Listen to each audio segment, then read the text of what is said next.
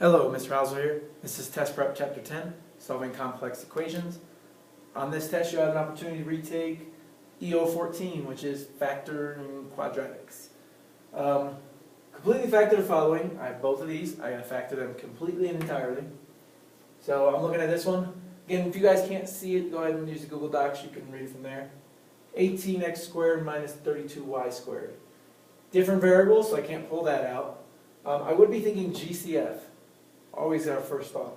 Is there a greater common factor? Well, they're both even, so at least no 2 goes into them. And then that's actually it. Okay, 4 goes into there, but not there, and then we're kind of just limited. 9 goes here, not there. So 2 is it. So I'm going to factor out a 2. So I'm going to rewrite this guy as 2, 9x squared minus 16y squared. Now, I don't know if you're looking at, I'm seeing this, I'm seeing a perfect square subtracted by a perfect square. So it's the difference of perfect square. Difference means subtraction. So if I have this going on, I'm going to try to factor this part, just what's in parentheses. So I'm going to have the 2, see if I can factor this guy out. Okay, I'm going to set that set equal to 0. It's kind of a habit. So I'm going to try to completely factor that. Okay, so 9x squared would be just a 3x times a 3x. That's going to give me a 9x squared. And then I want this to be a negative 16y squared. So I'll be thinking perfect square of 4y squared, then I'm going to change the sign here, so I get a positive times a negative gives me a negative 4y. Look here at any common factors. Nope, so I'm completely factored now. So that is the answer there for that one. Completely entirely factored out. Now I'm focusing over here. I see some A's, I see some B's. Got 50, 60, and 18. Again, they're all even, so I know I can at least pull that out. 3 goes into this, 6 goes into this, 3 and 6 go in there. No 3 and 6. So I'm kind of stuck with just sticking with evens. But with those evens, I'm going to pull out as much letters as I can. Each and every one of them has, well, maybe not. They all don't have A's, but they at least all have a B. So I'm going to pull out a B in each one of them. B, so that would be 25a squared. This one, I'm taking one of those B's away, so that would be a 30a b to the first now. Taking one of these b's away, so that'd be 9b squared. Okay? So now I'm going to try to factor this guy out entirely. This might not be factored yet. I'm going to test to see if I can factor that out. Maybe with the Xbox method, I can get that 30ab in the middle. Okay? So Xbox method, a times c, b, a times c, that would be what? 225. Okay, and then the b value of 30. What two numbers multiply together give me 225 and land on 30. That's kind of crazy.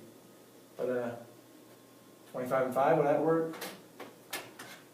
No.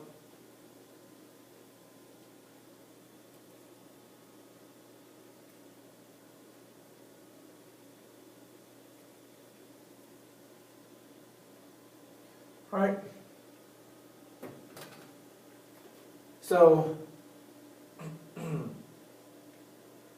225 actually is a perfect square of 15. So I can have a 15 and 15. Okay. And I probably could have noticed that this is perfect square, this is a perfect square. Might just be the sum of perfect squares. So I have 15 and 15. If I Xbox this, here comes my box. I got my 25a squared. I got my 9b squared. And now I just found out I'm going to do 15a and 15b.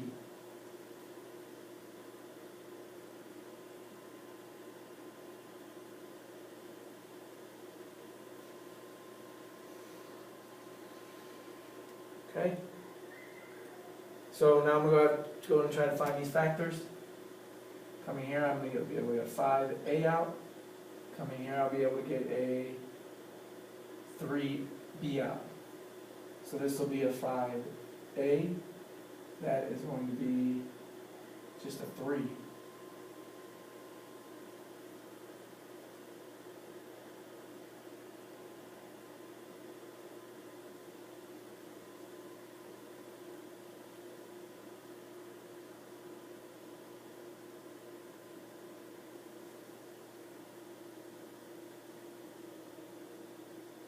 There we go. So it is actually a 5a plus 3b, 5a plus 3b. This guy ends up being, I'm going to keep that 2b up here. And then up here I'm going to put 5a plus 3b squared. Okay? I can expand that out if I want to. Alright, that's the same thing as 5a plus 3b squared. But a lot of times in math, they always want to make it look simpler. And write like that. That is the completely factored out version for this.